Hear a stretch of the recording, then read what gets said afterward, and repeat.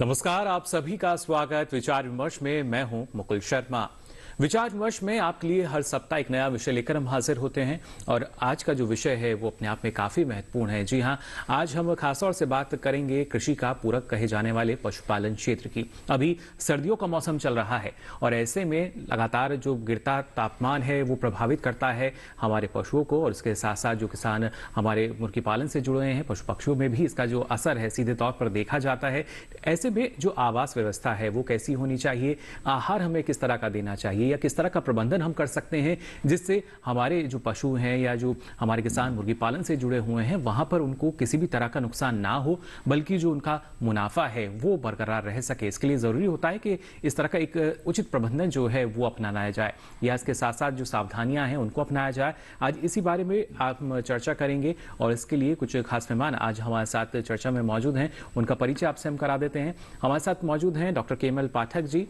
आप पूर्व कुलपति हैं दुवासू मथुरा उत्तर प्रदेश से। बहुत बहुत स्वागत आपका। और साथ ही हमारे साथ मौजूद हैं डॉक्टर अजीत सिंह यादव जी। आप निदेशक हैं चौधरी चरण सिंह राष्ट्रीय पशु स्वास्थ्य संस्थान बागपत उत्तर प्रदेश से। और इसके साथ ही आपको बता दें हमारे साथ जुड़े हैं ऑनलाइन डॉक्टर जयदीप रुपले जी। आप प्रधान वैज्ञानिक हैं केंद्रीय पक्षी अनुसंधान संस्थान इज्जत नगर बरेली उत्तर प्रदेश से। आप सभी का बहुत बहुत स्वागत हमारे आज के इस कार्यक्रम में, जिसमें आपको हम जानकारी देंगे कैसे सर्दियों के मौसम में पशु और उसके साथ साथ हमारी जो मुर्गी पालन से जुड़े किसान हैं उनको किन बातों का ख्याल रखना चाहिए। कार्यक्रम की शुरुआत करें। आइए उससे पहले नजर डालते हैं इस खास रिपोर्ट पर।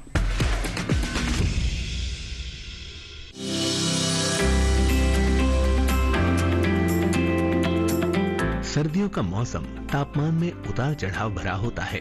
सुबह शाम ठंड ज्यादा होती है और दिन के समय कम। ये उतरता चढ़ता तापक्रम पशु पक्षियों पर भी गहरा प्रभाव डालता है और कई तरह की बीमारियां भी लाता है। जुकाम, निमोनिया, दस्त और अफारा पशुओं में ठंड के दौरान लगने वाली प्रमुख बीमारियां हैं। इनके अलावा खुरपका, मुंहपका जैसे संक्रामक रोग भी इस मौसम में दिखाई देते हैं।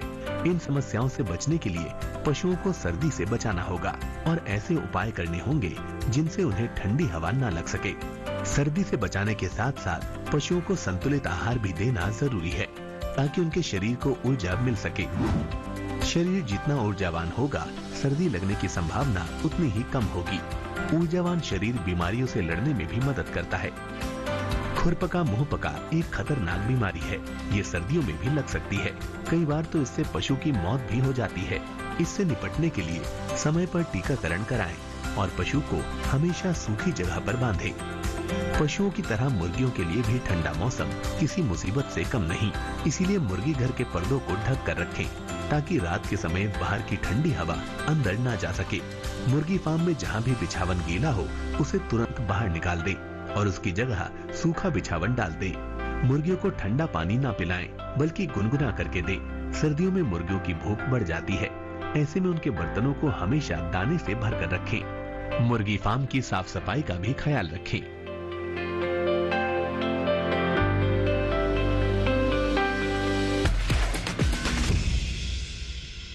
तो जाना आपने किस तरह की सावधानी हमें अपनानी होगी जिससे जो सर्दियों का प्रभाव है, जो गिरता तापमान है, उसका असर ना सिर्फ हमारे जो पशु हैं उनकी सेहत पर भी ना पड़े और साथ ही जो पक्षी हैं यानी जो हमारे किसान मुर्गी पालन करते हैं या इस व्यवसाय से जुड़े हैं उनको भी कई तरह की सावधानी अपनानी बेहद जरूरी हो जाती है। यहाँ सबसे पहले डॉक्टर केमल पाठक जी आपके पास में आना चाहूंगा, क्योंकि जिस तरीके से हम देखते हैं सर्दियों का जो प्रभाव है हमारे जनजीवन पर भी होता है और ऐसे ही जो पशु है उसकी सेहत पर भी इसका असर हम देख पाते हैं। कैसे जो हमारे पशुपालक हैं वो अपने पशुओं की सेहत को ठीक रख सकते हैं ऐसे में? देखिए मुकुल जी, ये इस समय सर्दियों का मौसम चल रहा है और सर्दी भी अपनी, मैं कहूँगा कि अपने पूरे उसमें है, सवाब पर है और खूब ठंड पड़ रही है। ठंड से हम भी प्रभावित हो रहे हैं। जहाँ जनजीवन प्रभावित हो रहा है वहाँ हमारे जो पशु हैं वो भी और पक्षी हैं वो भी प्रभावित हो रहे हैं। ठंड का असर जैसे मैंने अभी बोला कि हमारे ऊपर भी पड़ रहा है। तो इन हमारे जो किसान भाई हैं, जो पशुपालक हैं, जो गांव में और ग्रामीण क्षेत्र में या दूर दराज क्षेत्र में जो पशु रख रहे हैं, तो इस ठंड का असर उनके स्वास्थ्य पर ही पड़ रहा है। तो इन दिनों में ये आवश्यक है कि हमारे, वैसे तो पशुपालन पशुपालक सभी जानते हैं कि सर्दियों में पशुओं का विशेष रूप से जो दूध देने वाले पशु हैं उन्हें उनका हमें विशेष ध्यान रखना होता है। मैं फिर भी मैं कहना चाहूँगा कि सर्दियों का मौसम है पशुपालक भाइयों, और आप जिनके पास में दुधारू पशु हैं उनका विशेष रूप से ध्यान रखें। विशेष रूप से 3 चीज़ों का ध्यान रखना है जिसको हम आज के कार्यक्रम में आपको बताएंगे। एक, किस तरह से उनका आवास हो, किस तरह से उनका आहार हो और किस तरह से उनका जो स्वास्थ्य है वो आप बेहतर रखें। ये सब सावधानियां रखेंगे तो निश्चित रूप से मुकुल जी इन सर्दियों के मौसम में जो पशु का उत्पादन है वो घटेगा नहीं और उनका पशु भी जो है बीमार नहीं होगा। जी बिल्कुल, देखिए जो पशु है वो निरोगी रह सकता है, बीमार नहीं होगा। और खासतौर से डॉक्टर अजीत अगर हम देखते हैं क्योंकि सर्दियों में इस तरह के आहार की आवश्यकता होती है जिसपे हमारे पशु को जो ऊर्जा है वो मिल सके, क्योंकि कई बीमारियां हैं जिस दौरान उसको घेर भी सकती हैं। ना सिर्फ साधारण तौर पर हम देखते हैं जो सर्दी लगने की वजह भी कही जाती है, निमोनिया की बात कही जाए, या और भी कई इस तरह के रोग हैं जिनके लिए हम मान सकते हैं कि जो सर्दियों का मौसम है वहां भी वो उनके लिए अनुकूल हो जाता है। कैसे रोग और बीमारी से बचाव करना जरूरी है इस मौसम में? अभी अपने डॉक्टर पाठक साहब ने कुछ बातें पशुधन पर सर्दियों के प्रभाव के बारे में बताया। मैं मुकुल जी पशुपालकों को ये बताना चाहूँगा, क्योंकि ये सर्दी का मौसम है, ये पशुपालकों के लिए एक प्रकार से कठिन चुनौती है, लेकिन चुनौती होते हुए भी कुछ उपाय अपनाने पड़ेंगे। और जैसा कि डॉक्टर पाठक साहब ने बताया जी कि हमें 3 बातों पे ध्यान देना पड़ेगा। उनका रख रखाव या उनका रहने की व्यवस्था कैसी हो, उनका खान पान कैसा हो और उनका स्वास्थ्य प्रबंधन कैसा हो। आपने पूछा कि खान पान में विशेष हम क्या कर सकते हैं, तो जैसा कि सर्दी का मौसम अब चल रहा है और पशुओं में क्योंकि उनको अपना तापमान को मेंटेन करना है, इसके लिए उनको बहुत अधिक एनर्जी इस कार्य के लिए खपानी पड़ती है जी, तो उसको अधिक एक प्रकार से डाइट की जरूरत होती है। अब बात रही कि डाइट में क्या दें ताकि वो अपना अंदर का शरीर भी गर्म कर सके और उत्पादन क्षमता भी कम न हो पाए, तो आमतौर पर ये देखा गया है कि पशुओं में 10% से 30% तक अधिक चारे की जरूरत पड़ती है, जिसमें चारा के साथ साथ हमें अन्य चीजें भी ध्यान में रखनी पड़ेंगी। तो इस मौसम में मैं बताना चाहूँगा कि अगर पशुओं को आप अपने इस मौसम की जो मार है उसको बचाने के लिए हरा चारा दें, जिसमें बरसीम मुख्य है, या कोई और हरा चारा भी दे सकते हैं। लेकिन क्योंकि उनकी आवश्यकता ठंड को झेलने को बचाने के लिए अधिक पड़ती है, तो हमें उसमें कंसंट्रेट भी देने पड़ेंगे, और कंसंट्रेट ऐसे हों जो कुछ लागत कम के हों और उनको अपने आसानी से दे सकते हैं। चलिए इस बारे में भी और जानकारी आपसे लेंगे, किस तरीके से जो लागत है देखिए उसका भी हमें ख्याल रखना होगा। प्रबंधन अपनाना जरूरी है, सावधानी अपनानी जरूरी है, लेकिन इसके साथ साथ लागत पर भी ध्यान देना जरूरी है। कहीं जो लागत है वो बहुत ज्यादा तो नहीं बढ़ रही है, और कैसे कम लागत करके हम अच्छा मुनाफा जो है वो ले सकते हैं, इस पर भी गौर करना जरूरी।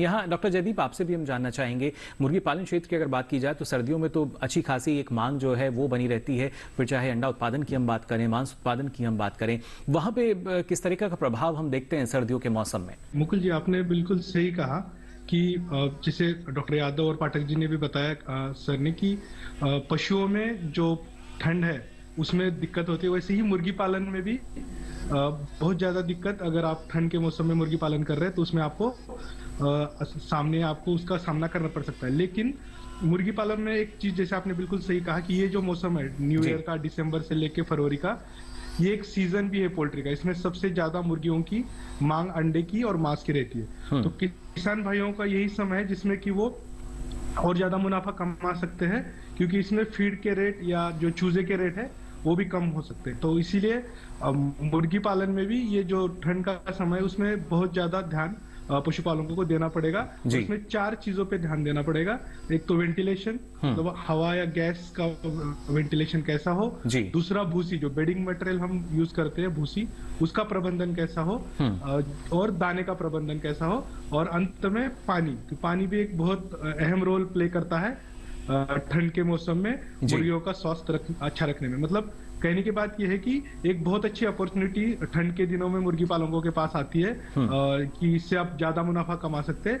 जी यानी साल भर के समय को देखा जाए और सर्दियों के मौसम को देखें तो ये इस तरह का मौसम जिसमें हमारे जो मुर्गी पालक हैं उनको अच्छा मुनाफा होता है, और ये मुनाफा हम कैसे बढ़ा सकते हैं इस तरफ हमें ध्यान देना होगा। इसलिए जरूरी कि जो कुछ लापरवाहियां हो जाती हैं या किस तरह की सावधानी हम नहीं बरतते उसके चलते हमारे जो पक्षी हैं यानी जो मुर्गियां हैं या चूजे हैं वो बीमार ना हो और उनकी अंडा उत्पादन क्षमता जो है वो बेहतर रखी जा सके, इसके लिए जरूरी हम उचित प्रबंधन अपनाएं।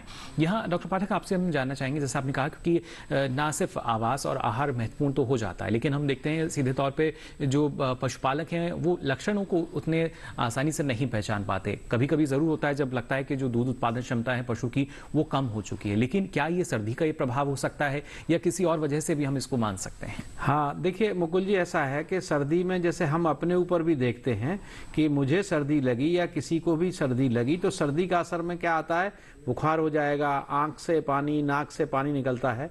तो ऐसे ही लक्षण जो है हमारे पशुपालक देखेंगे कि अगर उनके पशु को ठंड लग गई है तो उसकी आंख से या नाक से पानी आएगा, या पशु स्वस्थ जो है जो सुस्त हो जाएगा, चारा कम खाएगा, पानी कम पिएगा, सुस्त एक कोने में बैठा रहेगा। साथ ही साथ क्योंकि जाड़ों में एक चीज और होती है, ये जो मौसम अभी चल रहा है इन दिनों दूध उत्पादन बढ़ता है, यानी पशु में चाहे गाय हो या भैंस हो उसका दूध उत्पादन जाड़े के दिनों में बढ़ जाता है। तो देखेंगे कि अगर पशु को ठंड लग गई, क्योंकि विशेष रूप से जाड़ों में कुछ नहीं होता है, ठंड लगती है और ठंड के साथ साथ उसको संक्रमण हो जाते हैं, बहुत सारी बीमारियां के जो है संक्रमण हो सकते हैं उसमें अगर उसको समय से उसका उपचार नहीं किया गया। तो ये जो लक्षण है पशुपालक भाइयों को मैं सलाह देना चाहूंगा कि अगर आपकी गाय भैंस या बच्चा, छोटा बच्चा है, कटरा कटरी है, उसको भी ठंड लग गई आपके, आप देखोगे कल पशुपालक कहेंगे कि भाई कल तक तो ठीक था लेकिन आज सवेरे सुस्त बैठा है, आज सवेरे सानी दी, सानी नहीं खाई उसने, चारा डाला, चारा नहीं है, या दूध कल दिया तो 2 लीटर दिया, आज दूध दे दिया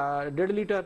तो ये जो आपको लक्षण नजर आ रहे हैं तो ये लक्षण आपको जो है ये निश्चित रूप से ये बता रहे हैं कि आपके पशु को ठंड लग गई है जी। और ठंड से ही आपको बचाना है। इस मौसम में अगर हमने अपने पशु को ठंड से बचा लिया तो आपका उत्पादन भी कम नहीं होगा, उत्पादन नहीं कम होगा तो स्वाभाविक है कि आपको आर्थिक हानि भी नहीं होगी। जी बिल्कुल, देखिए कैसे आर्थिक हानि से आप बच सकते हैं। और जो लक्षण है जैसा डॉक्टर पाठक ने कहा कि सबसे महत्वपूर्ण यही है कि अभी सर्दियों का मौसम है तो यहाँ पशु को भी सर्दी लगती है और उसके जो लक्षण है क्योंकि जो तापमान है शरीर का उसमें कमी हो सकती है, तेज बुखार जो है वो कभी कभी हो जाता है। इसके साथ साथ नाक से जो पानी आने की बात कही जाती है, या जो पशु अक्सर हम देखते हैं कि जब ठंड लगती है तो खुद को अपने शरीर को सिकोड़ कर बैठ जाता है। तो ये कुछ ऐसे लक्षण हैं जिन पर आपको गौर करना चाहिए।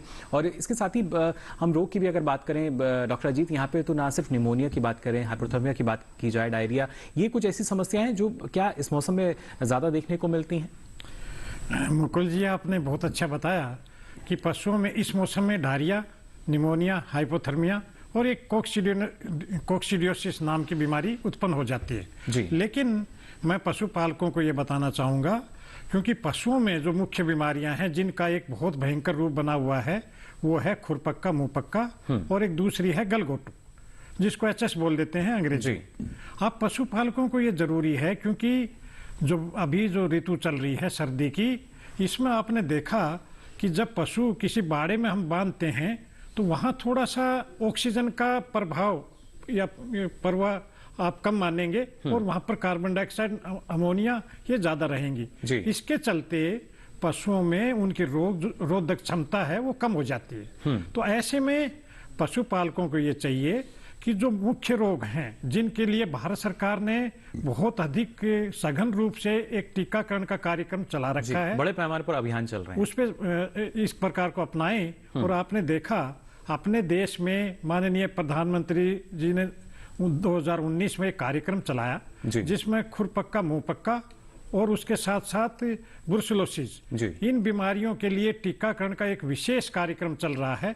तो पशुपालक, क्योंकि ये बीमारी इस ऋतु में आ सकती है तो उनका टीकाकरण समय पर करवाएं। और साथ में मैं ये और बताना चाहूंगा कि देखो, टीकाकरण से पहले 1 महीना पहले उनका जो डीवर्मिंग है, जिससे कि उनके अंदर जो कीड़े होते हैं पेट के अंदर वो खत्म हो सकें, उसकी दवाई 1 महीना जरूर पिलाएं, उसके बाद टीकाकरण करें। तो इन बीमारियों को देखते हुए, क्योंकि ये भयंकर बीमारी हैं, और साथ में आपने बताया कि इनमें डायरिया लग जाता है, निमोनिया हो जाता है, ये सब बीमारियां भी इस ऋतु में आएंगी। लेकिन सावधानियां अगर हम बरतें और साथ में टीकाकरण भी करें तो हम इन बीमारियों से पशुपालकों को ये बताना चाहेंगे आप निजात पा सकते हैं और अपने पशुधन को इन बीमारियों से नुकसान होने से बचा सकते हैं।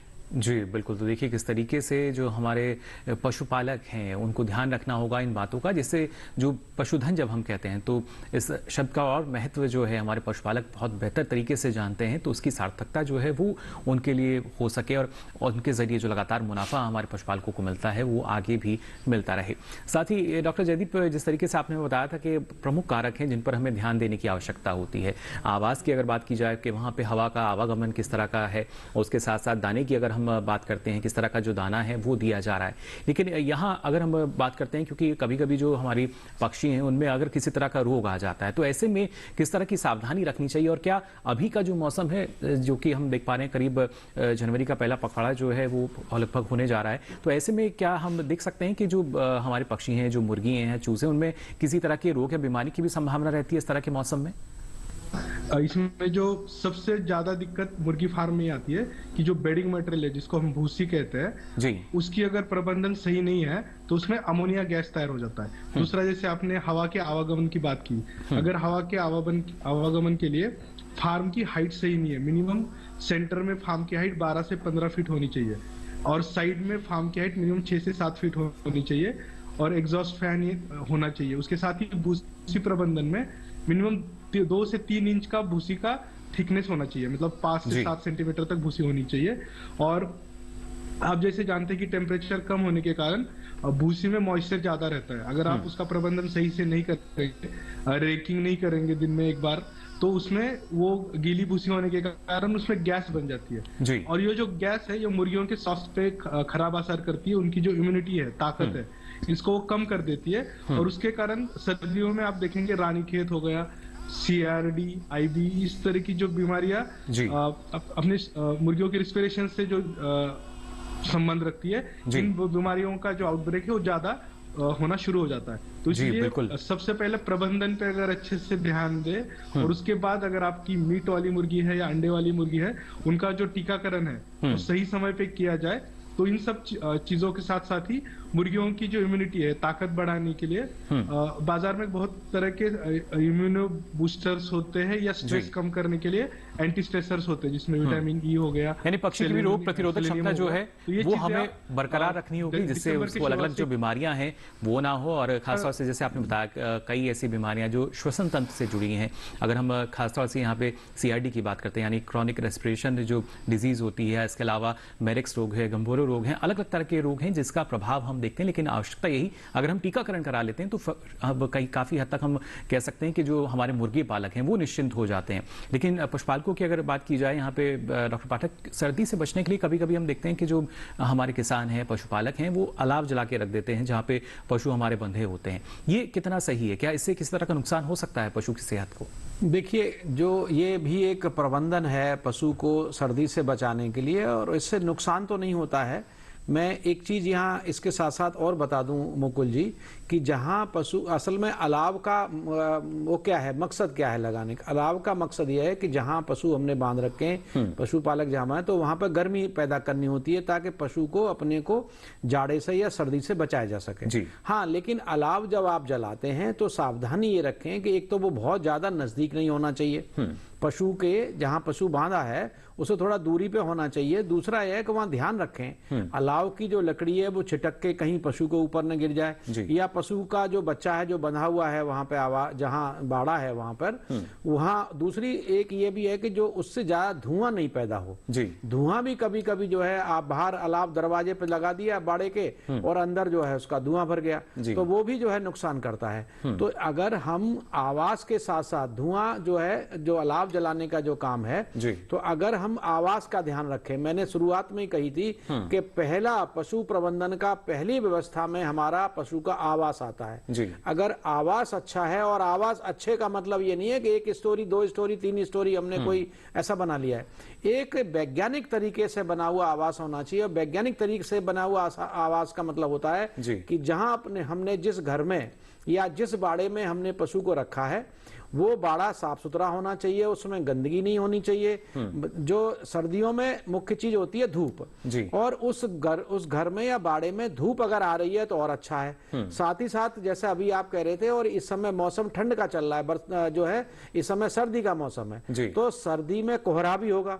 तो इन सब चीजों से बचाने के लिए जो उसका आवास है, उसका जो दरवाजा है, जो खिड़कियां हैं, उसके रोशनदान होते ही हैं और रहने भी चाहिए, क्योंकि वैज्ञानिक तरीके से आवाज की बात करते हैं तो उसके अंदर हवा का आवागमन होना चाहिए। लेकिन ठंडी हवा, क्योंकि इन दिनों ठंडी हवा चल रही है, तो ठंडी हवा का आवागमन रोकने के लिए आवश्यक है कि पशुपालक भाई जो हैं, जो उसके रोशनदान हैं, जो उसकी खिड़कियां हैं, उन पर कोई मोटा कपड़ा या टाट या तिरपाल जो है डाल दें, ताकि हवा जो है सीधी उसमें नहीं जाए। साथ ही साथ ये भी ध्यान रखें आवास का, कि जो आवास है, क्योंकि वहां जहां पशु बांध रखा है आपने, या जहां पशु बनते हैं, वहां पर गोबर भी करेगा पशु और मूत्र भी करेगा, तो गोबर और मूत्र वहां इकट्ठा नहीं हो। सफाई का भी यानी ख्याल सफाई का पूरा ध्यान रखें, और वो ढलान में हो, जो पशु बांध रखा है वो ऐसा हो कि उसने पेशाब किया या गोबर किया तो आपको सफाई में आसानी से पीछे नाली है या जहां से निकालना है, यानी पूरी तरह साफ रखें, वहां गंदगी नहीं होनी चाहिए। क्योंकि जो दूध देने वाला पशु है या जो ग्यावन पशु जो सर्दियों में है,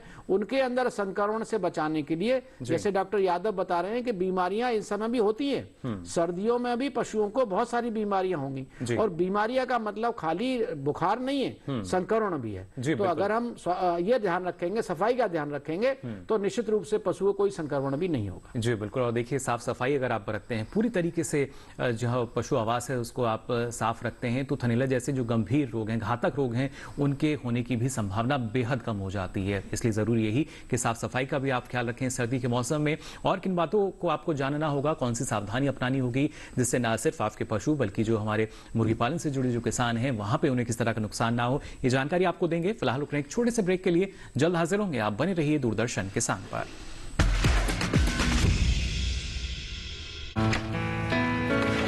पापा, ये सब? हाँ, जो चीजें सालों से बेवजह पड़ी हो उन्हें हटा देना चाहिए। ये भी दादाजी की पुरानी पासबुक और एफडी। अरे ये कैसे रह गया? पैसे गए? नहीं, उपाय है, उपाय है। बैंक खाते को संचालित करते रहना चाहिए, वरना खाता इनऑपरेटिव हो जाता है। ऐसे में बैंक से संपर्क करें, खाता सक्रिय करवाएं और आपकी रकम जो है उसे ब्याज समेत क्लेम करें। दादू ये आरबीआई कहता है जानकार बनिए, सतर्क रहिए। सही कह रहा है। ब्रेक के बाद आप सभी का एक बार फिर स्वागत विचार विमर्श में। आज हम बात कर रहे हैं सर्दियों के मौसम में कैसे हमारे जो पशु हैं और उसके साथ साथ जो हमारे मुर्गी पालन से जुड़े किसान हैं वो अपनी मुर्गियों का ख्याल रख सकते हैं, कैसे उनको निरोगी रखना जरूरी हो जाता है, क्योंकि एक उम्मीद रहती है कि जो उत्पादन है वो लगातार बढ़ता रहे, उसमें गिरावट ना आए, और उसके साथ साथ जो पशु का स्वास्थ्य है वो भी इससे जुड़ा रहता है। यहाँ डॉक्टर जी जानना चाहेंगे आपसे, जब हम लगातार बात करते हैं कि जो हमारा आहार है वो किस तरह का दिया जा रहा है पशु को, और अक्सर जो हमारे पशुपालक हैं उनकी शिकायत भी रहती है कि हम हरा चारा भी दे रहे हैं लेकिन उसके बावजूद अपच या अफारी की जो समस्या है वो पशु में आ जाती है। तो सर्दियों में किस वजह से हम इसको मान सकते हैं? ये मुकुल जी, आपने एक बहुत ही प्रैक्टिकल सवाल किया, क्योंकि इसमें हमने देखा कि आज के इस मौसम में बहुत सारी समस्या खान पान से भी आ सकती है, जिसमें किसान भाइयों को क्या करना चाहिए, पशुपालकों को, कि उसमें अगर हरा चारा दे रहे हैं तो उसके साथ साथ सूखा चारा का भी मिश्रण जरूरी है, जिसमें अपने गेहूं के धान की भूसी इसका मिश्रण कर देना चाहिए। और मैं बताना चाहूँगा, अगर एक बड़े पशु में प्रतिदिन की अगर 45 किलो की अगर आवश्यकता है जिसमें हरा चारा की जरूरत है, तो उसमें 25 से 30 किलो हमें हरा चारा और उसमें 10 से 15 किलो सूखा भूसा देना चाहिए। ये तो बात हुई एक मिश्रण की। और मैं ये भी बताना चाहूंगा, क्योंकि ये मौसम में शुरू से बताया था कि इसमें एक्स्ट्रा एनर्जी देने की जरूरत पड़ती है, तो एक्स्ट्रा एनर्जी कैसे दे और कैसे उसको सस्ता बनाए, इस पर मैं जोर देना चाहूंगा।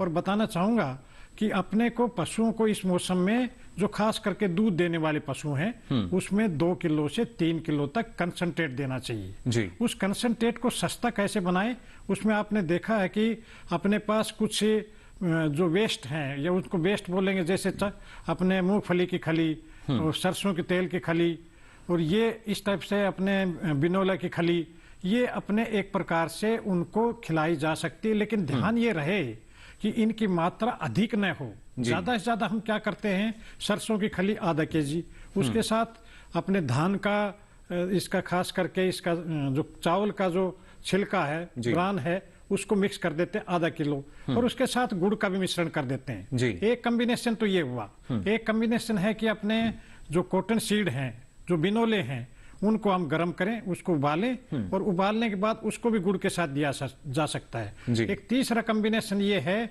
कि अगर अपने बिनोले की खल है उसको भी गुड़ के साथ मिश्रण किया जा सकता है, उसके अंदर गर्म करने की जरूरत नहीं है। तो ये क्योंकि ऐसे मिश्रण बताए जो कि इस ऋतु में, और मैं बताना चाहूंगा क्योंकि ये तो है बड़े पशु की, क्योंकि नवजात जो बछड़ा या बछड़ी है उसको भी हम थोड़ा सा 100 ग्राम से 150 ग्राम गुड़ अगर डेली देंगे इस ऋतु में, तो ये उनको एक प्रकार से एक्स्ट्रा एनर्जी देगा और उनसे सर्दी से बचाने के लिए उनको एक प्रकार से प्रोटेक्ट करेगा।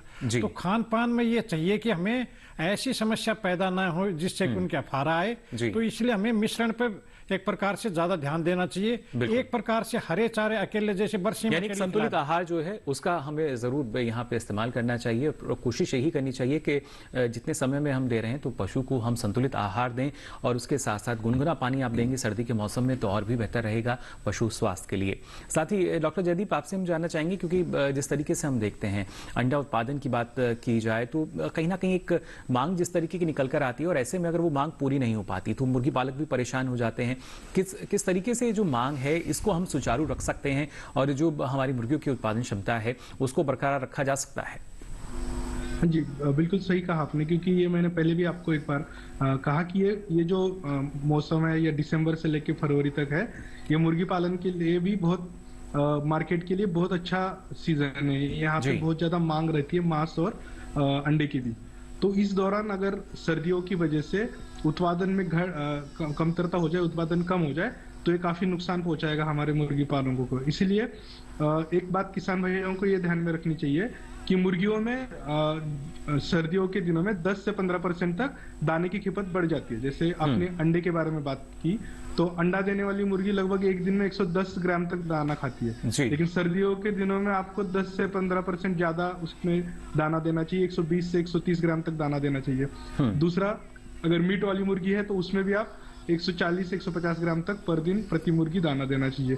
दूसरी चीज यह है कि दाने के साथ साथ पानी का भी बहुत अहम रोल है अंडे के उत्पाद में और मीट के उत्पाद में भी, क्योंकि ज्यादातर व्यावसायिक फार्म अगर आपने देखे होंगे तो जो पानी की टंकी होती है वो बाहर खुले में रहती है, जिसकी वजह से ठंडा पानी होने के कारण मुर्गियां वो पानी नहीं पी पाती। और आजकल तो बहुत सारे वैक्सीन भी पानी के थ्रू ही दिए जाते हैं या बहुत सारी दवाई भी, तो इसलिए उसकी वजह से ठंडा पानी होने से उत्पाद में कमी आ जाती है। तो इसको अगर कम करना है तो थोड़ा गुनगुना पानी देने की जरूरत है। और साथ में ही जो जैसे डॉक्टर यादव सर ने कहा कि ऊर्जा का स्रोत हमें देना होगा सर्दियों के दिनों में, तो गुड़ जैसे है 1000 मुर्गियों के लिए जितना पानी चाहिए उसमें अगर 1 किलो गुड़ आप मिला के देंगे तो जो ऊर्जा की रिक्वायरमेंट है मुर्गियों की वो भी पूरी हो सकेगी। और आवश्यकता यही कि हम जो एक आवश्यकता है मुर्गियों के शरीर के हिसाब से, वजन के हिसाब से, वो भी हम पूरी करें। लेकिन यहाँ डॉक्टर पाठक अगर बात करते हैं जो हमारे गर्भित पशु हैं, उसके बाद जो हमारे नवजात पशु हैं उसके बारे में भी आपसे जानकारी लूंगा, लेकिन जो हमारे गर्भित पशु हैं उनके लिए कितनी सावधानी बरतनी आवश्यक हो जाती है इस तरह के मौसम में? हाँ, देखिए जैसा मैंने कहा था कि जिस तरह से सर्दियों में दूध उत्पादन बढ़ जाता है, वैसे ही विशेष रूप से भैंसें जो हैं गर्भित होती हैं और ये सर्दियों के टाइम पे गर्भित पशु का ध्यान रखना बहुत आवश्यक है। 2-3 चीज़ें गर्भित पशु को भी लिए भी पशुपालकों को विशेष रूप से ध्यान रखना चाहिए। पहली बात तो है कि जहां आप गर्भित पशु को रखते हैं उसका आवास भी ऐसा होना चाहिए, जैसे बाकियों के लिए मैंने बताया था कि वहां पर जो उसका नीचे जो फर्श है वो साफ हो लेकिन स्लिपरी नहीं होना चाहिए, क्योंकि गर्भित पशु जो है अगर स्लिप कर जाएगा तो उसका जो है उसको नुकसान हो सकता है। साथ ही साथ गर्भित पशु को जो है भीड़ वाले पशुओं के बीच में नहीं रखनी चाहिए, अलग रखिए उसको। और अगर वो एडवांस स्टेज में है, एडवांस स्टेज का मैं बात करता हूं तो इसका मतलब है कि वो 7, 8 या 9 महीने की आखिरी तिमाही में अगर है, उस समय उसके आहार का भी ध्यान रखना है। उसका आपने ये देखना है कि उससे पहले कोई वैक्सीनेशन लगी थी कि नहीं लगी थी, अगर नहीं लगी थी तो उससे पहले ही लगवा लें। साथ ही साथ ऐसे पशु को, गर्भित पशु का जो आहार है वो एक अलग थोड़ा सा भिन्न होता है दूसरों से, क्योंकि गर्भित पशु के पेट में बच्चा पल रहा है, तो उसके बच्चे के लिए भी आपको थोड़ा सा एक्स्ट्रा उसको जो है आहार की आवश्यकता बढ़ जाती है। लेकिन डॉक्टर पाठक, जो खासतौर से जैसा डॉक्टर अजीत ने हमें जानकारी दी कि जो ब्रुसेलोसिस की अगर हम बात करें तो माना जाता है जो आखिरी तिमाही है उसमें इसकी ज्यादा संभावना रहती है। क्योंकि ब्रुसेलोसिस की एक मुख्य चीज उसमें जो नुकसान होता है कि इसमें एबॉर्शन हो जाता है। तो एबॉर्शन से बचाने के लिए जरूरी है कि आपने पहले से ही ध्यान रखना है कि आपकी पशुशाला यहाँ जहाँ आपके पशु हैं उनको ब्रुसेलोसिस की बीमारी नहीं आए। तो इस चीज का भी आपको ध्यान रखना है। और एबॉर्शन से बचाने के लिए ब्रुसेलोसिस के अलावा भी और बहुत से कारण होते हैं जिसकी वजह से पशु में एबॉर्शन हो जाते हैं। एक ये है। दूसरा ये है कि पशु का जब ये ब्याएगा, पशु ब्याने के बाद उसका जो दूध उत्पादन में आएगा, अगर हाई यील्डिंग पशु है आपका, चाहे भैंस है या आपकी ये गाय है, तो उसका आहार ऐसा रखिए कि ब्याने के बाद भी, क्योंकि उसको आवश्यकता पड़ती है एक्स्ट्रा एनर्जी की, तो उसका वो करें। तो आहार प्रबंधन अगर, अच्छा एक चीज जो बार बार कही जा रही है और आज के विचार विमर्श में हम सभी वैज्ञानिक इस बात पर जोर दे रहे हैं, पानी। पानी जो है सर्दियों में एक बड़ी मुख्य भूमिका हालांकि गर्मियों में निभाता है, लेकिन क्योंकि पानी इस समय ठंडा हो जाता है और ठंडा पानी अगर हम पशु को देंगे, चाहे वो छोटा बच्चा हो चाहे वो गर्भित पशु हो, विशेष रूप से अगर गर्भित पशु में देंगे तो हमें ध्यान रखना है कि ठंडा पानी नहीं पिलाना है, साफ पानी पिलाना है। गांव में पोखर तालाब पे पशु को ले जाते हैं हम लोग जब तक दिन में धूप निकल आती है, तो आप ये ध्यान रखें कि पोखर का पानी कहीं गंदा तो नहीं है। हम जब ब्रुसेलोसिस की बात कर रहे हैं तो और बहुत सारी बीमारियां हैं तो जो पानी के माध्यम से आपके पशु में आ सकती हैं। तो पोखर पे या तालाब पे जब भी ले जाएं तो वहां देखें गंदा पानी नहीं होना चाहिए और जो पानी पिलाएं वो ठंडा नहीं होना चाहिए। और गर्भित पशु को रोज नहीं नहलाएं आजकल, क्योंकि इस समय जो आप देख रहे हैं जनवरी का महीना चल रहा है और जनवरी में टेम्परेचर काफी नीचे आ रहा है, इस समय कोहरा भी पड़ रहा है और विशेष रूप से जो पहाड़ी क्षेत्र के लोग हैं वहां पर तो और ज्यादा जो है उनको महसूस हो रहा होगा। तो ऐसे में गर्भित पशु को रोज नहीं नहलाना है। तो अगर ये हम सब ध्यान रखेंगे, साथ ही साथ सफाई का विशेष रूप से ध्यान रखेंगे, तो निश्चित रूप से आप अपने गर्भित पशु को बरसात के दिनों में स्वस्थ रख सकते हैं। सर्दी के मौसम में भी देखिए हम स्वस्थ रख सकते हैं, ना सिर्फ बारिश के समय की बात की जाए क्योंकि तब मान लिया जाता है कि ज्यादा खतरा रहता है संक्रमण के वाले जो रोग हैं उनका, लेकिन सर्दियों के मौसम में भी ये संभावना प्रबल हो सकती है, इसलिए जरूरी कि हम जो सावधानियां हैं वो बरतें। यहाँ डॉक्टर अजीत, जिस तरीके से ना सिर्फ मैदानी क्षेत्रों की हम बात करते हैं बल्कि पहाड़ी क्षेत्रों में भी हम देखते हैं कि जो कहीं ना कहीं जो परिस्थितियां हैं वो अनुकूल नहीं रहती हैं, वहां पे किस तरह का जो कोई विशेष सावधानी जो आप हमारे दर्शकों को बताना चाहें कि जो पशुपालन से जुड़े हैं वहां पर? जैसा कि अभी डॉक्टर पाठक साहब ने बताया कि हमें 3 बातों पे पहाड़ी क्षेत्रों में भी ध्यान देना पड़ेगा कि उनका एक प्रकार से रख रखाव, मैनेजमेंट कैसा हो, खान पान कैसा हो और उसके साथ साथ उनके कुछ और बातें जिनसे कि उनका स्वास्थ्य उत्तम रह सके उन पे ध्यान देना होगा। जिसमें अभी बताया डॉक्टर पाठक साहब ने कि कोई भी अगर ऐसा मौसम अपने पहाड़ी क्षेत्र में भी है तो उनका जो रख रखाव हो इस टाइप का हो कि उसके जो ठंड के जो एक प्रकार से आने के जो क्षेत्र हैं जैसे खिड़की दरवाजे वो हमेशा बंद रखें, एक तो ये काम करें। दूसरा, क्योंकि 1 या 2 जगह से ऐसा खुला छोड़ कर रखे जो ऊपर की साइड हो, छत की साइड हो, ताकि ताजी हवा उसमें आ सके, लेकिन डायरेक्ट एक ठंडी हवा का उसमें प्रकोप न हो सके। दूसरा, क्योंकि एक इम्पोर्टेंट ये हो जाता है कि अगर उनका बेडिंग मटेरियल में अगर चावल की भूसी है या अपना गेहूं की भूसी है या लकड़ी का बुरादा, वो अगर 4 से 6 इंच का अगर बना देते हैं तो वो एक प्रकार से गर्माई का काम करेगा और उनसे ठंड नहीं लगे क्योंकि वो डायरेक्ट फर्श के टच में नहीं आएंगे। और अगर वो गिल्ला हो जाए तो उसको बीच में बदल देना चाहिए। एक तो ये सब ये प्रिकॉशन करनी चाहिए। जी डॉक्टर जी, लेकिन जो बिछावन है अब जो हमारे पशुपालक हैं थोड़ा सा और बेहतर तरीके का वो इसमें इस्तेमाल करते हैं, बाकायदा जो रबर का बिछावन है वो अपने पशु के लिए रखते हैं, क्या ऐसे मौसम में वो ठीक रहता है? ऐसे में क्या है कि उनके ऊपर भी एक लेयर अपने को भूसा की या लकड़ी के बुरादे की बना देनी चाहिए। यद्यपि वो एक प्रकार से ठंड को रोकने में काम करेगा। लेकिन और भी ज्यादा गर्माई देने के लिए अपने को एक भूसा की और ये एक लकड़ी के बुरादा की जरूर एक लेयर बनानी देनी चाहिए, ताकि गोबर अगर आ रहा है या पेशाब आ रहा है तो एकदम वो डायरेक्ट ठंडा नहीं लगेगा और बीच बीच में उसको निकाला भी जा सकता है। तो ये जरूरी है कि इस टाइप की अगर अरेंजमेंट कर रही है तो उसमें और सावधानियां भी बरतने की जरूरत है। और साथ में ये मैं बताना चाहूंगा, क्योंकि ये तो बात हुई पहाड़ी क्षेत्रों में अपने बड़े पशुओं की, लेकिन साथ में छोटे जो नवजात है जो अभी पैदा हुए हैं उनके लिए भी विशेष सावधानियां बरतनी चाहिए। जैसे नवजात को एकदम पैदा होते हुए पहला दूध, जिसको खीस बोलते हैं, वो कम से कम 2 लीटर पिला देना चाहिए 4 घंटे के अंदर, और उसके 4 से 12 घंटे के बाद भी उसको 2 लीटर खीस और पिला देनी चाहिए। साथ में चाहे पहाड़ी क्षेत्र हो चाहे मैदानी क्षेत्र हो, पशुओं के जो शरीर के ऊपर बोरी या कोई पुराना कंबल वो उसके शरीर पर एक प्रकार से बांध देना चाहिए, यानी शरीर को ढककर रखना चाहिए। और साथ में नवजात जो बछड़ा या बछड़ी है उसके शरीर को भी पूरी तरह ढक करके रखना चाहिए गर्म कपड़े से, खासकर कंबल से या बोरी से, ताकि उसको एक प्रकार से ठंड का प्रकोप से बचाया जा सके। देखिए कैसे ठंड से आप बचा सकते हैं, इसके लिए अलग अलग विकल्प आपके पास हैं। और खासतौर से डॉक्टर जयदीप, हम देखते हैं जो हमारे पोल्ट्री फार्म है उसमें भी सर्दियों के मौसम में कृत्रिम प्रकाश के जरिए कोशिश की जाती है कि जो तापमान है उसकी स्थिति को हम नियंत्रित कर सकें, क्योंकि जो चूजे हैं एक साथ इकट्ठा हो जाते हैं और ऐसे में उनको चोट लगने की संभावना रहती है। लेकिन उसके बावजूद हम देखते हैं जो उसमें मृत्यु दर है चूजों की,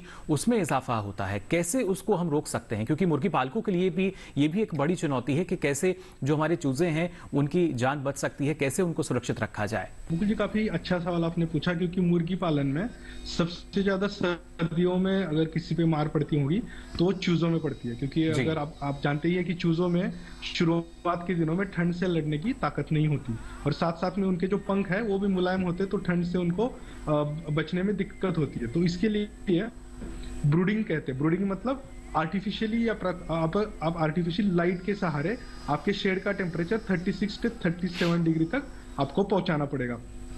उसके लिए आपको प्रति मुर्गी या प्रति चूजा 0.8 से 1 वाट तक की लाइट आपको देनी पड़ेगी, और जिसकी की इंटेंसिटी है 25 लक्स से ज्यादा होनी चाहिए। उससे क्या हो जाता है कि मुर्गियों में टेम्परेचर मेंटेन होने से चूजों में उनकी ग्रोथ और साथ साथ में उनको दाना और पानी खाने की उनकी क्षमता भी बढ़ जाती है, और उनमें रोगों से लड़ने की ताकत भी आ जाती है। सिर्फ इस चीज में जैसे आपने कहा कि इतना करने के बाद भी मृत्यु दर कम क्यों नहीं होता? मृत्यु दर कम इसलिए नहीं होता है क्योंकि जैसा आप जानते हैं कोहरा होता है, तो दिन भर अगर सूर्य की रोशनी नहीं आ रही है तो किसान भाई क्या करते हैं कि जो विंडोज है या जो जाली है उसको पैक करके रखते हैं प्लास्टिक के या किसी और तरह की चटाई से। किसान भाइयों को ध्यान में रखना होगा कि दिन में अगर 1 घंटा भी अगर धूप निकल रही है तो उनको ऊपर करके जो अंदर गैस बन रही है उसको बाहर जाने के लिए टाइम देना चाहिए, जिससे कि अमोनिया की मात्रा कम हो जाएगी और मुर्गियों में बीमारी के खतरा कम हो जाएगा। जी डॉक्टर जयदीप, लेकिन जो हमारे पोल्ट्री फार्म में जो व्यावसायिक स्तर पर हम देखते हैं वहां तो फिर भी एक नियंत्रण किया जा सकता है, लेकिन जो हमारे किसान हैं, क्योंकि अधिकतर जो हमारे देश में किसान हैं छोटे और सीमांत किसान हैं, उनके लिहाज से अगर देखें जो कि अपने घर के आंगन में ही या एक हिस्से में मुर्गी पालन जो है वो करते हैं और उसके जरिए उनकी एक आमदनी जो है उनको मिलती रहती है, वो किस तरीके से एक प्रबंधन अपना सकते हैं?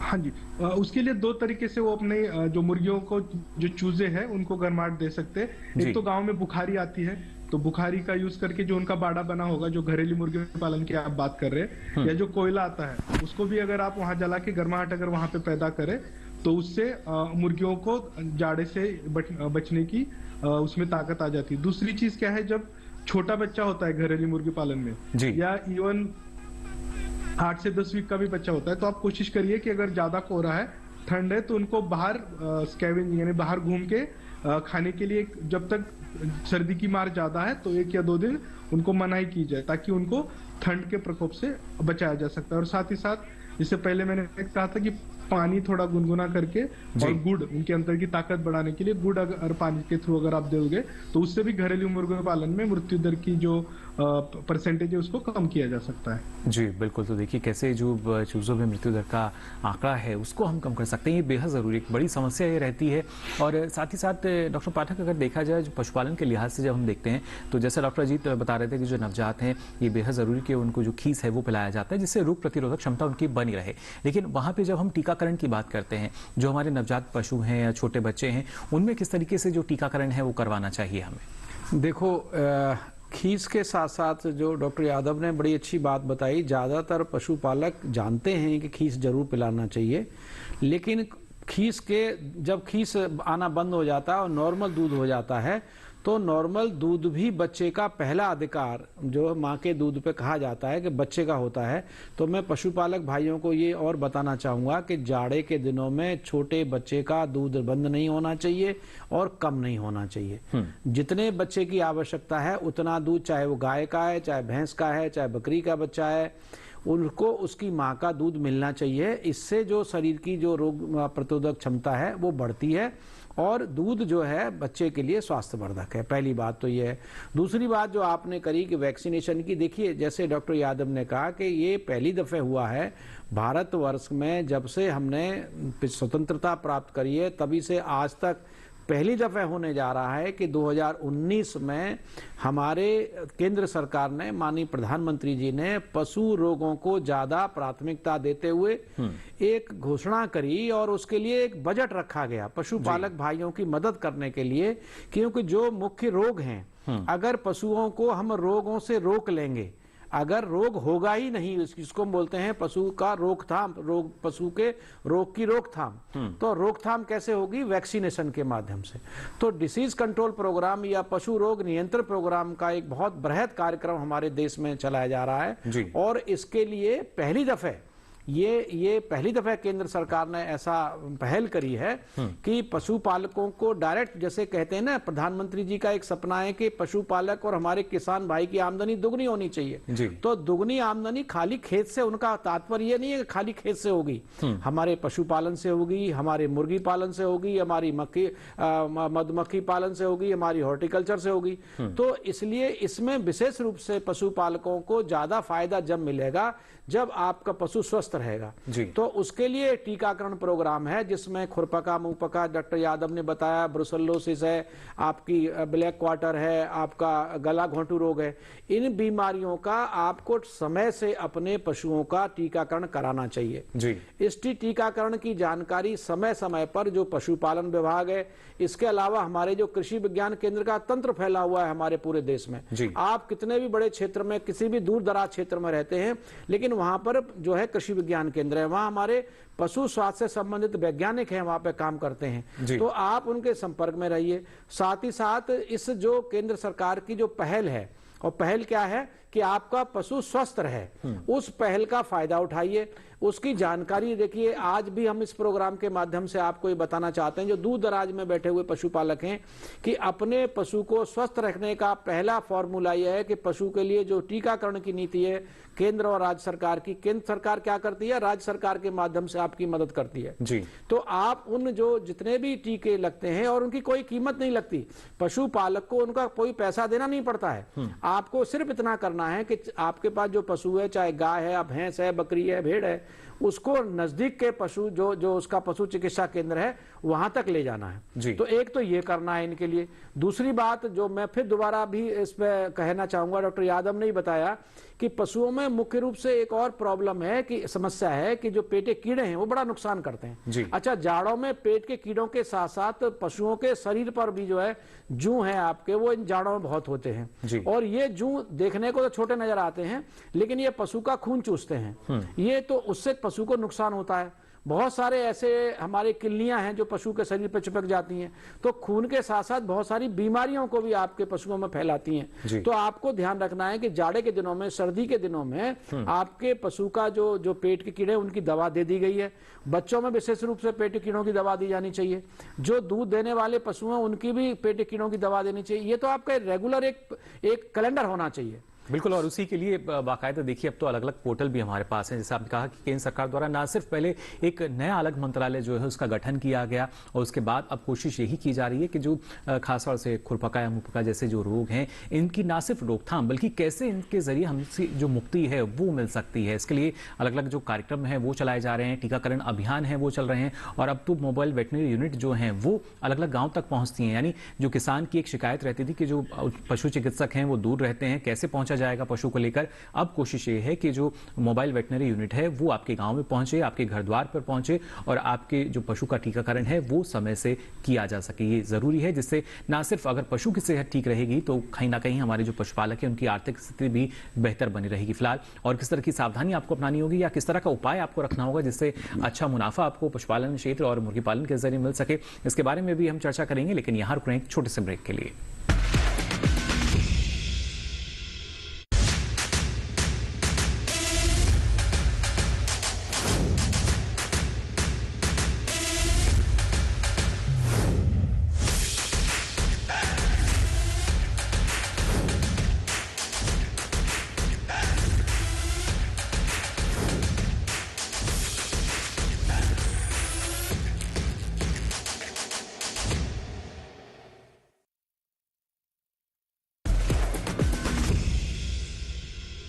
ब्रेक के बाद आप सभी का एक बार फिर स्वागत विचार विमर्श में। आज लगातार आपको हम जानकारी दे रहे हैं सर्दियों के इस मौसम में कैसे आप अपने पशु की सेहत का ख्याल रख सकते हैं, कैसे अगर आप मुर्गी पालन से जुड़े हैं तो वहां पे उन पक्षियों की सेहत का ख्याल भी आपको रखना होगा जिससे उनके जरिए जो हमें मुनाफा मिलता है वो बरकरार रह सके। और ये तभी संभव होगा जब वो पूरी तरीके से स्वस्थ रहेंगे, निरोगी रहेंगे। इसके लिए ना सिर्फ जो टीकाकरण है उस पर हमने बातचीत की, ब्रेक में जाने से पहले आपने भी जाना कैसे जो टीकाकरण है वो काफी महत्वपूर्ण हो जाता है। लेकिन अगर खासतौर से यहाँ डॉक्टर पाठक हम देखते हैं टीकाकरण के साथ साथ कई ऐसी और भी बातें हैं जिनका ख्याल हमारे पशुपालकों को रखना होगा। यानी इस बारे में जब जागरूकता की हम बात करते हैं, आपने कहा कि केंद्र सरकार द्वारा अलग अलग कदम उठाए जा रहे हैं, लेकिन एक किसान का, एक पशुपालक का जागरूक होना कितना जरूरी, तभी जब तक वो लक्षण नहीं जानेगा तब तक शायद टीकाकरण के लिए आगे भी नहीं बढ़ेंगे। बहुत अच्छी बात मनोज जी कही। आजकल जो है जागरूक होना और जागरूक नागरिक और जागरूक किसान, जागरूक पशुपालक अगर रहेगा और पशुपालन का जो ये व्यवसाय है इसको हम अगर वैज्ञानिक तरीके से करेंगे और वैज्ञानिक तरीके के लिए जरूरी है कि हम जागरूक हों। यानी हमारे पशुपालक अगर जागरूक हैं, जागरूक का हम क्या कहते मतलब यह है कि जो भारत सरकार की जो नीतियां हैं जो आपको फायदा पहुंचाने के लिए, आपके पशु को फायदा पहुंचाने के लिए, राज्य सरकार की जो नीतियां हैं उनकी जानकारी, तो उसके लिए आपको जरूरी है। मैं पशुपालक भाइयों से कहना चाहूंगा कि आप जागरूक रहिए। जागरूक का मतलब ये नहीं है कि सोते रहे या सो रहे, वो नहीं है। जागरूक का है कि जो भारत सरकार की जो नई नई स्कीम्स हैं, आप जैसे अभी आपने बताया कि मंत्रालय अलग हो गया, तो मंत्रालय खाली किसके लिए हुआ है? मंत्रालय अलग हुआ है पशुपालक आपके भाइयों के लिए। तो आपको उनकी कौन सा उनका पोर्टल है, अगर आपको अच्छा पशु खरीदना है, बढ़िया अच्छा ब्रीड का पशु लेना है। बहुत से लोग कहते हैं कि मैं देसी गऊ पालना चाहता हूं लेकिन मुझे गाय नहीं मिलती है, तो ये सब जानकारी आजकल अवेलेबल है जी। पशु हाट पे आप जाइए, आप उनके पोर्टल पे जाइए। साथ ही साथ मैंने आपसे कहा, मैं फिर कह रहा हूं आपसे कि आप अपने नजदीक के कृषि विज्ञान केंद्र जरूर जाया करिए। और आप जो है हमारे जो प्रोग्राम्स होते हैं डीडी किसान के, उनमें हर हफ्ते एक प्रोग्राम होता है पशुपालक के लिए, संडे को प्रोग्राम होते हैं। जी, तो ये भी एक माध्यम है आपको जागरूकता पैदा करने के। जी, साथ ही डॉक्टर अजीत, क्योंकि जिस तरीके से हम बात करें कि ना सिर्फ हमारे देश में जो कृषि है वो आधुनिक हो रही है, बल्कि जो पशुपालन है वो भी अब आधुनिक ढंग से उसको हम देख सकते हैं। ये पशु हाट पोर्टल की अगर बात की जाए या यूआईडी नंबर की हम बात करते हैं, जो कि पशुओं की टैगिंग की जा रही है, गणना बाकायदा की गई, ऐसे में किस तरीके से महत्वपूर्ण हो जाता है कि जो हमारे पशुपालन क्षेत्र है उसका विकास और विस्तार हो। और जैसे कि अभी डॉक्टर पाठक ने जिक्र किया, जो खासतौर से देसी गायों के संवर्धन की बात कही जाती है, संरक्षण की बात कही जाती है, तो शायद इस तरह के मौसम में जिन पशुपालकों के पास हमारे देसी नस्ल के पशु हैं उनको शायद ज्यादा लाभ मिल पाता है, क्योंकि उनको माना जाता है कि वो ज्यादा बेहतर स्वस्थ रह सकते हैं, प्रतिरोधक क्षमता उनकी ज्यादा अच्छी रहती है। इस बारे में मैं आपको एक और बात भी बताना चाहूंगा मुकुल जी, क्योंकि आज बात चल रही है कि सर्दी में हम उनको कैसे बचाएं। जी, ये रोग रोधक क्षमता जो अपने देशी हैं उनमें भी अच्छी खासी बनी हुई है। और मैं बताना चाहूँगा कि क्योंकि किसान भाई और जो अपने पशुपालक हैं उनको कई भ्रांतियां ये रहती हैं कि हम वैक्सीन करवाएं तो किस समय वैक्सीन करवाएं। एक तो देखो, जो अपने गाय भैंस के जो बछड़े हैं खास करके, उनको जो एफएमडी का टीका है वो हम 4 माह के जो उम्र हो जाती है उसके बाद एक बार लगाते हैं, फिर उसको साल में दोबारा लगाते हैं। 2 टीके एफएमडी के लगाते हैं जी। एक बात। दूसरी बात ये भी बताना चाहूंगा कि एक और रोग है ब्रुसेलोसिस, वो भी भारत सरकार का विशेष कार्यक्रम है जी। इसकी सिर्फ जो फीमेल्स हैं अपने ये जो मादा पशु हैं, पशु हैं बड़े जानवर के श्रेणी में, उनको हम 4 माह से 8 माह की उम्र में लगाते हैं। एक और टीका है हेमरेजिक सेप्टिसिमिया, जिसको हम गलघोटू बोलते हैं, उसका साल में एक बार लगाते हैं। मैं मुकल जी उस बात पे दोबारा आऊंगा, लेकिन एक बात फिर कहना चाहूंगा कि हम ज्यादातर अब बात कर रहे थे कि बड़े पशुओं में हमने बकरी पालन भी एक बहुत ही इम्पोर्टेंट व्यवसाय है। बकरियों में भी इस मौसम में बहुत समस्या पैदा हो जाती है, क्योंकि उनका भी खान पान पे विशेष ध्यान जैसे हमने बड़े जानवरों में दिया ऐसे देना पड़ेगा। बिल्कुल, पीपीआर जैसी और निमोनिया जैसी कई बीमारियां जो हैं इस दौरान आती हैं सर्दियों के मौसम में, उनमें भी। और साथ में मैं ये बताना चाहूंगा मुकुल जी कि जो बकरियों में जो मुख्य रोग है वो इस ऋतु में जो आता है वो है पीपीआर नामक रोग। एक वायरल रोग है और इसका मुख्य कारण है कि क्योंकि हम जब बाड़े में उनको रखते हैं तो ये वायरस से जनित रोग है, उसमें वो बहुत अधिक उत्पन्न भी होता है और फैलता भी है। तो इसका टीकाकरण, क्योंकि ये भारत सरकार का विशेष कार्यक्रम में आ रहा है, उसको जरूर लगवाएं। और साथ में ये बताऊंगा, क्योंकि एक अपने जो ये मुर्गी पालन के साथ साथ बकरी पालन के साथ साथ सुअर पालन भी बहुत अधिक एक व्यवसाय इंपॉर्टेंट बनता जा रहा है। इसमें भी कई अनेक समस्याएं इस मौसम में आ सकती हैं। उनमें भी कई बीमारियां हैं, जिसके अंदर उसमें सीएसएफ क्लासिकल स्वाइन फीवर, ये भी अपने भारत सरकार ने एक विशेष कार्यक्रम के लिए लिया गया, जिसका टीकाकरण भारत सरकार ने फ्री ऑफ कॉस्ट लगाना चालू कर रखा है। इसके साथ साथ उसमें एफएमडी भी आ सकती है। तो सुअरों में भी इस मौसम में विशेष ध्यान देने की जरूरत है। साथ साथ अपने बकरी और भेड़ों में भी विशेष अपने जो टीकाकरण जो बताया गया है, जैसे पीपीआर का टीका भेड़ बकरियों में लगाया जा रहा है, वो बहुत जरूरी है। और जैसे आपने सवाल किया कि क्या अपने देसी नस्ल की गायों के, क्योंकि ये कार्यक्रम भी भारत सरकार का बहुत उत्तम कार्यक्रम चल रहा है और अपनी देसी गाय का नस्ल का क्योंकि उत्पादन भी अच्छा इस टाइम बढ़ाया जा रहा है और इस पे विशेष ध्यान दिया जा रहा है। तो इसकी रोग रोधक क्षमता भी काफी अच्छी है। और इसके ऊपर भी अगर हम ये स्वास्थ्य जो संबंधी बात बताए, खान पान का, उसके पास रख रखाव का, उसके बाद टीकाकरण का, ये सब उन पशुओं के लिए भी लगाएंगे तो और उत्पादन अपना बढ़ा रहेगा। तो यानी अगर सही ढंग से प्रबंधन अपना लिया जाए तो देखिए किस तरीके से जो पशु की सेहत है वो बेहतर रह सकती है। फिर चाहे हम गाय भैंस की बात करें, भेड़ बकरियों की बात की जाए, शूकर पालन की बात की जाए, आवश्यकता यही साफ सफाई का आप ख्याल रखें और जो उचित प्रबंधन है वो आपको अपनाना होगा। डॉक्टर जयदीप, आपसे भी हम जानना चाहेंगे, क्योंकि जब हम अलग अलग रोगों की बात करते हैं तो मुर्गियों में इन दिनों हम देखते हैं बर्ड फ्लू की बात भी कही जाती है। ऐसे में कितना जरूरी कि जो मुर्गी पालक हैं वो जागरूक रहें या सावधानी वो बरतें कि इस तरह की जो भयंकर बीमारी है वो पोल्ट्री फार्म में ना आ पाए? जैसे आपने बिल्कुल सही कहा कि बर्ड फ्लू जैसी खतरनाक बीमारी भी इसी सीजन में उसके आने की संभावना ज्यादा रहती है। इसका एक रीजन भी है, क्योंकि जैसे जो हमारे स्थलांतरित पक्षी है, जो माइग्रेटरी बर्ड्स है, वो इसी मौसम में यूरोप या कहीं और जो जहाँ पे ज्यादा ठंड होती है वहां से माइग्रेट करके इंडिया आते हैं। तो उनकी वजह से आपके भारत देश में इसकी वजह से जो बीमारी बर्ड फ्लू जैसी बीमारी है उनका खतरा बढ़ जाता है। तो उसके लिए किसान भाइयों को ये करना चाहिए कि आपके अगर कमर्शियल आपका व्यावसायिक फार्म है तो रिफ्लेक्टर को आप यूज कर सकते हैं, जिससे कि माइग्रेटरी बर्ड आपके फार्म के आसपास नहीं आएंगे। उसके साथ साथ भी अलग तरह की बीमारियां हैं जिसका टीकाकरण आपको करना चाहिए। जैसे मैंने पहले भी कहा था, रानीखेत हो गया, क्रोनिक सीआरडी हो गई, इन्फेक्शियस ब्रोंकाइटिस हो गया। तो अगर आप व्यावसायिक मुर्गी पालन कर रहे हैं तो मीट की हो या अंडे की हो, वो एक टीकाकरण का एक शेड्यूल होता है। उसको किसान को भले सर्दी हो या कोई भी मौसम, उसको फॉलो करना बहुत जरूरी है। क्योंकि मुर्गी पालन में, व्यावसायिक मुर्गी पालन में एक चीज क्या है कि मुर्गी जैसे 325 तक अंडे देती है एक साल में और 32 से 35 दिनों में 2 किलो होती है मीट वाली।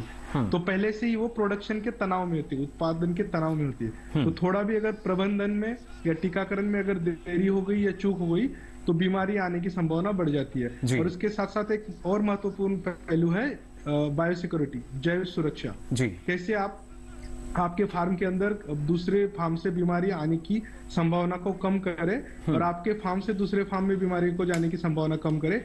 इसलिए जैव सुरक्षा ने बायोसिक्योरिटी पे बहुत अच्छे से ध्यान देना पड़ेगा। और आपके फार्म में जैव सुरक्षा, जैसे कि बाहर से कोई वाहन आपके फार्म में आ रहा है तो उस पर डिसइंफेक्टेंट का स्प्रे होना चाहिए। कोई दाना बेचने वाला या बर्तन वाले जो लोग हैं कंपनी के, वो अगर आपके फार्म में आ रहे हैं तो उनको बिना जैव सुरक्षा के आपके फार्म में अंदर देने की अनुमति नहीं होनी चाहिए। यानी सावधानी अगर हम बरतेंगे तो बर्ड फ्लू जैसी या जो दूसरे रोग हैं, अनेक रोग हैं, उनसे ना सिर्फ हमारे जो पक्षी हैं, जो मुर्गियां हैं, चूजे हैं, उनकी हिफाजत हम कर सकते हैं और साथ साथ जो सर्दियों का मौसम है इसमें भी उनकी सुरक्षा करना बेहद जरूरी। टीकाकरण तो आप कराएंगे, इसके साथ साथ फिर आवास या दाने की जो व्यवस्था होती है वो भी आपको सुदृढ़ करनी होगी। और साथ ही जो पशुपालन क्षेत्र की हम बात करते हैं तो वहां भी ये महत्वपूर्ण कारक हैं, आवास और आहार। अगर आप इन दोनों को बेहतर ढंग से कर लेते हैं तो काफी हद तक आपका जो पशु है वो स्वस्थ रह सकता है। और अगर फिर भी संभावना है तो साफ सफाई का अगर आप पूरी तरीके से ख्याल रखेंगे तो जो पशु है वो निरोगी रह सकेगा और आपकी एक जो उम्मीद है कि पशु की दुग्ध उत्पादन क्षमता हो या उसके जरिए जो मिलने वाला मुनाफा हो वो बढ़ता रहे, तो ये उम्मीद आपकी पूरी होती रहेगी। लेकिन जरूरी यही कि आप सही समय पर सही सावधानी अपनाएं, सही प्रबंधन अपनाएं और ना सिर्फ आपका पशु जो है उसकी सेहत अच्छी रहे बल्कि आपकी आर्थिक दृष्टि भी उसके, अगर बात की जाए जो आपकी आर्थिक स्थिति की जब हम बात करते हैं वो भी आपके लिए बेहतर बनी रहे। फिलहाल आज आपने जाना विचार विमर्श में किस तरीके से सर्दियों के मौसम में आपको सावधानियां अपनानी होंगी और कैसे पशुपालन क्षेत्र की बात की जाए या फिर हम मुर्गी पालन क्षेत्र की बात करें तो यहां पर आपको इसके जरिए जो मुनाफा है मिलता रहेगा। सर्दियों का जो प्रभाव है वो इन पर ज्यादा नहीं होगा अगर आप ये तमाम सावधानियां अपनाते हैं। ये सारी जानकारी आज हमारे जो कार्यक्रम में चर्चा में मौजूद रहे विशेषज्ञ आप सभी ने दी, इसके लिए आप सभी का बहुत बहुत धन्यवाद, बहुत बहुत आभार। और साथ ही डॉक्टर जयदीप रोकड़े जी, आपने भी इतनी महत्वपूर्ण जानकारी हमारे दर्शकों को दी और ये जानना बेहद जरूरी है कि जब इस तरह का मौसम हो, इस तरह की परिस्थितियां हो तो हमारे किसानों को, पशुपालकों को, मुर्गी पालकों को क्या करना बेहतर रहता है। फिलहाल अब वक्त तो चला आपसे विदा लेने का, अगले सप्ताह फिर हाजिर होंगे, किसी नए विषय पर करेंगे विचार विमर्श। इसके साथ ही अगर आप अपना कोई सवाल या सुझाव हम तक पहुंचाना चाहते हैं तो आप हमें मेल कर सकते हैं। इसके लिए आप हमारी मेल आईडी नोट कर लें। हमारी मेल आईडी है vichar-vimarsh08@gmail.com।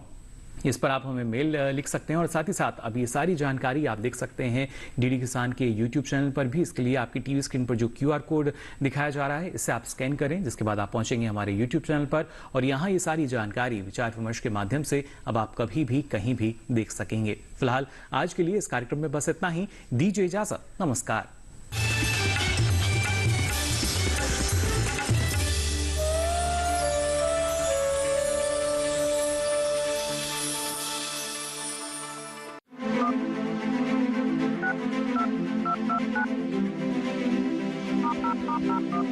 ट्रेडिंग करना तो चाहते हैं पर नहीं पता कैसे करें शुरुआत। बैंकिंग से लेकर कमोडिटी तक, ग्रामीण सरकारी योजनाओं से लेकर सब्सिडी तक,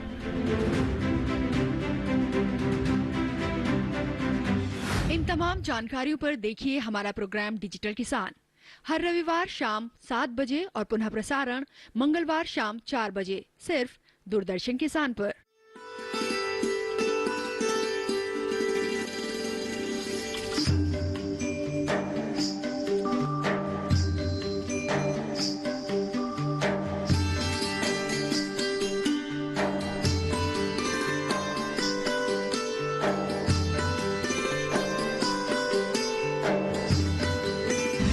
डीडी किसान की टीम दिल्ली से 600 से ज्यादा किलोमीटर तय करके जम्मू पहुंची है। तो खाद पानी, डाई पानी, फिर गोबर पाना तो ये अच्छा होता है फसल में। आपका चैनल का शुक्रिया अदा करता हूँ, आप हमारे भद्रवा में हैं। लाभ हो रहा, मेहनत हो रही, जो मशीनरी का युग आ गया। जैसी जैसी खेती होती है, जैसा जैसा बीज लगाया जाता है, सॉइल टेस्टिंग जब की जाती है, इतनी क्वांटिटी में, इतनी मात्रा में खाद डालनी है अच्छी फसल लेने के लिए। पहले फसल बहुत कम होती थी, अब फसल बहुत ज्यादा होती है। किसानों तक सुपर सीडर पहुंचाना है। कम्युनिटी बेस पे ये प्रोवाइड कर सकते हैं। DBD 222 है, 3086 है, ये गेहूं के जो मेन भी हैं यही तैयार होते हैं यहाँ से। जम्मू से देखिए चौपाल चर्चा सोमवार से शुक्रवार सुबह 9 बजे, पुनः प्रसारण रात 9:30 बजे।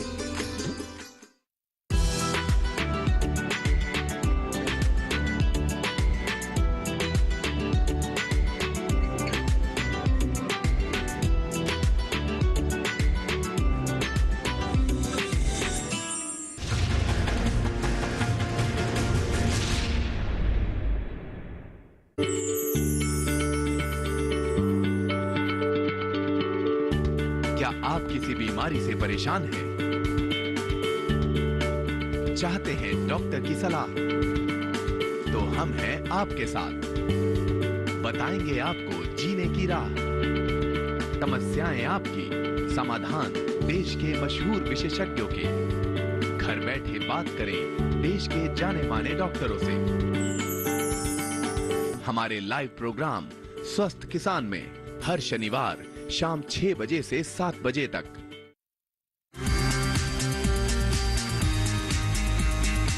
Our guest today on this special episode of The Journey. ये जो बेस माननीय प्रधानमंत्री बना रहे हैं, you are born to make a difference. Your program says it's a journey. It's the startup India. Do not go abroad. 10 more years. 75 years into India's vibrant democracy. This clearly is a story that needs to be unfolded. Please watch The Journey, Indian parliamentarians in conversation with Shaina NC.